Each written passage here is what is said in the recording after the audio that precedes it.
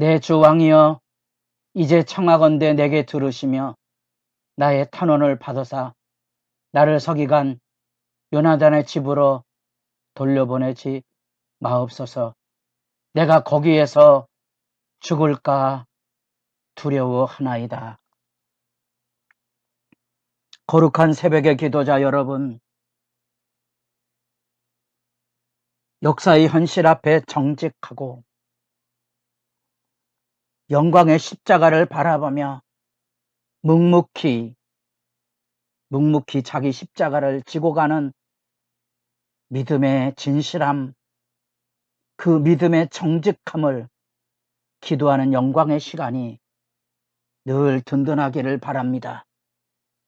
오늘 우리가 읽어갈 하나님의 말씀은 예레미야 37장 11절에서 21절까지의 말씀으로서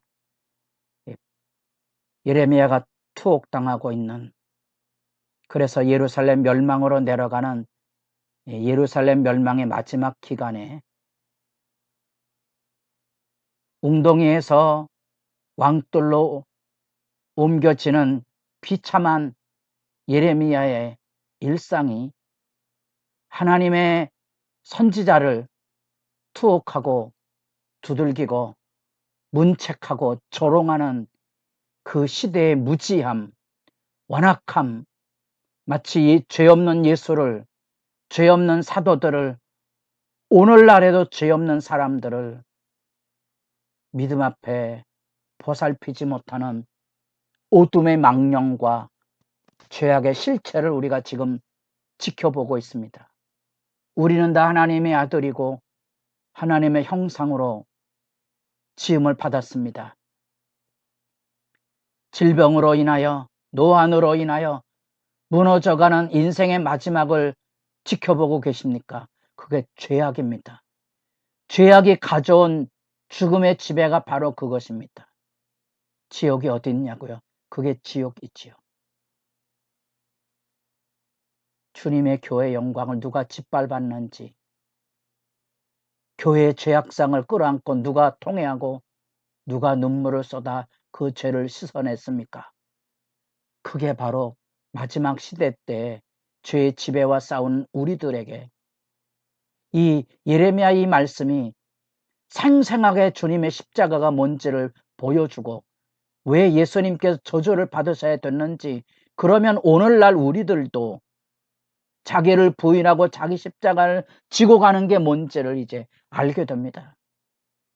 그러면 때로 우리가 당하고 있는 시련과 재난 앞에 통곡을 배우고 땅바닥을 들고는 참회를 배우면서 때로는 두 눈을 뽑는 손발을 자르는 것과 같은 고통의 기간들이 우리에게 요청되므로 바벨론 70년이 무엇인지를 우리가 몸소 배우게 됩니다. 이게 믿음의 체험이죠. 우리 몸으로 체감하는 겁니다. 이 당대에 예레미야의 울부짖음을 여러분 들으시고 예레미야가 웅덩이에서 왕돌로 옮겨지는 이 장면을 생생하게 잘 지켜보십시오. 바벨론 군대, 여기 갈대아인의 군대라고 나와 있죠. 애국 군대가 출병함으로 이 제국 전쟁으로 인하여 잠시 바벨론 군대가 퇴각을 합니다. 그 잠시 숨쉴 기회가 있을 때 예레미야가 아나돗 땅으로 고향으로 돌아가는데, 여기 보니까 백석 가운데 분깃을 받으려고, 좀 어려운 말입니다. 그래서 다른 성경에 보면 유산상속을 받으려고 그렇게 표현하기도 했습니다. 정확한 의미는 모르지만 아나돗에 땅을 산 적도 있죠. 이게 이 사건의 전인지 후인지도 선택하기가 쉽지 않지만 일반적으로 이 부분은 아나돗 사건의 이전이라고 봐야 좀 자연스럽지 않겠습니까? 이 아나돗 사람 예레미야가 그 당대에 아나돗에 있는 자기 지파의 사람들의 그 고엘 제도에 그 밭을 사줘야 되는 사건이 이후에 일어날 수 있다고 보여야 지금 이 상황을 이해할 수 있지 않겠습니까? 어쨌든 가문의 땅에 문제를 가지고 아나도스로 가려고 하다가 베냐민문 일반적으로 예루살렘 성벽의 북쪽으로 알려져 있는데 그만 불신앙의 세력 가운데 왕 여호야김 시드기야에 이어서 바벨론 포로로 끌려간 이후에 그의 신하들, 우리가 36장에서 보았던 고관들 중에 하나님의 말씀을 두려워하는 사람들이, 경건한 사람들은 이미 많이 포로로 끌려갔고 이 정권에 아부하는 현실의 욕망의 고관들이 많이 있는데 그 중에 한 사람, 여기 숨은 장 이리야가 예레미야를 붙잡아서 바벨론에게 항복하러 가느냐 하고 그를 가두게 되지요. 거기에 유명한 14절 예레미야의 대답이 있습니다. 예레미야가 이르되 거짓이다. 나는 갈대아인에게 항복하려 하지 아니하노라. 예레미야가 항복을 권유한 것은 백성들에게 하나님의 심판의 사실을 말한 거지, 항복을 위하여 자기가 앞장서는 게 아니라는 거지요. 그건 거짓이다 하고 외치는 겁니다. 이 거짓이라는 이 말이 예레미야 전편에 이루고 있는 거짓 선지자들과의 대립을 이야기하고 있는 거 아니겠습니까? 섬뜩섬뜩하지요. 누가 거짓입니까? 교회를 섬기는 사람들이 얼마나 선한 열심을 가지고 교회 일을 하면서 여러 사람과 분쟁과 다툼을 일으키고 다투고 싸우는 일들 속에 뭐가 거짓입니까? 분별하기가 어렵습니다. 나라를 사랑한다는 사람들이 너무 많아서 나라가 멸망의 나락으로 떨어져 갈 때도 누구 말이 거짓인지 모르는 세대가 되어 있는 거지요. 결국 이제 웅덩이에, 물 없는 웅덩이에 잡혀서 요나단의 집에 투옥이 됩니다. 그 투옥이 얼마나 공포와 죽음의 위협이었는지 19절 20절 내려가 보면 나의 탄원을 받으사 20절입니다. 내가 거기에서 죽을까 두려워하나이다. 살려달라는 거죠. 시드기야가 그 위험한 상황 속에 자꾸 혹시나 하나님이 도와주지 않을까 그 기대를 가지고 예레미야에게 찾아옵니다. 기도하는 사람을 기도의 부탁을 위해서 찾아오기도 하고 오늘 본문에 보면 은밀히 찾아오기도 합니다. 무슨 말씀을 좀 듣기를 원했던 거죠. 하나님의 심판의 말씀이 선포되었는데 회개하기보다 좋은 날을 기다리는 인간이 가지고 있는 욕망의 기대를 가지고 예레미야에게 만남을 요청하고 있는 장면입니다. 왜 비밀이 묻습니까? 그것에 대하여 예레미야가 분명히 일가를 하고 있습니다. 19절 바벨론의 왕에 와서 왕과 이 땅을 치지 아니하리라 하고 예언한 왕의 선지자들은 이제 어디 있나이까? 구원받는다며 떠들던 선지자들은 다 어디 갔고 왜 내게 옵니까? 왜 내게 옵니까? 참 슬프고 아픈 시대 상황의 모습이죠. 교회를 위해 열심을 가진 사람들이 교회 어려움의 현장에 들어가 보면 아무도 없어요. 여러분도 경험해 보셨나요?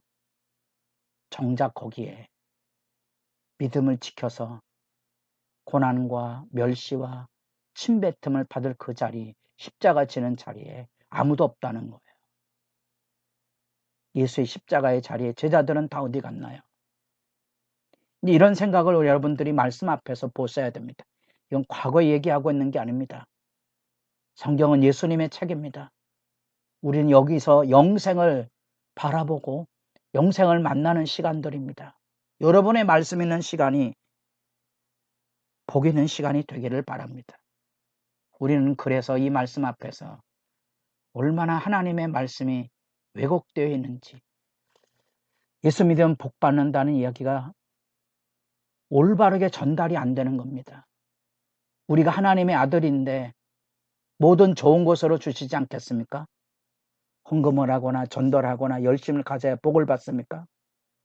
이런 말씀의 왜곡들 여러분들이 가볍게 여기지 마셔야 됩니다. 왜냐하면 고난의 진실을 지키지 못하게 하는 믿음의 나락을 얘기해 주고 있기 때문에 그렇습니다. 많은 사람들이 거짓 복음에 매여 있다가 어려움을 당하니 다 믿음이 망가진 거지요. 지난주에 신천지 얘기를 했습니다. 우리의 젊은이들이 가정을 버리고 직장을 버리고 그곳에 가는 이유 천국에 자리가 있다는 거예요. 천국의 한 자리 차지하기 위하여 여러분 그런 것에 매달리는 젊은이들이 눈물 나야 되지 않겠습니까? 천국이 여기 있는데 천국이 여기 있음을 보여줄 교회가 신자들이 천국 이야기를 못하는 거예요. 교회당에서 잘 먹고 잘 사는 얘기만 하는 거지요. 이런 말씀의 왜곡은 역사의 심판 앞에 이렇게 흔들리고 방황합니다. 흔들리고 방황합니다. 여기 예레미야를 찾아와서 혹시나 하는 그 얘기 일갈이 있지 않냐고 그랬지 않습니까? 바벨론 왕이 와서 이 땅을 치지 아니라고 예언한 이 구원의 선지자들 다 어디 있습니까? 아닙니다. 하나님의 회개의 말씀을 정직하게 받아들이고 이제부터는 하나님이 아니라 바벨론 왕을 섬기는 법을 배워야 됩니다. 눈물로 배워야 됩니다. 어쩌면 사망의 음침한 골짜기를 지나는 순간입니다. 그 연단의 과정을 통하여 우리는 진정한 의미의 회개를 배우고 징별의 교훈을 만납니다. 예레미야 이야기는 우리에게 이 믿음의 진실을 들려주고 있습니다. 여러분, 믿음의 진실을 마음에 담고 주님을 섬기는 사람인지를 물으시고 여러분의 기도가 하나는 눈물로 세상을 이기는 영광의 복음으로 십자가 복음으로 당당하게 십자가 지고 가는 믿음의 승리가 정녕 새롭기를 바랍니다.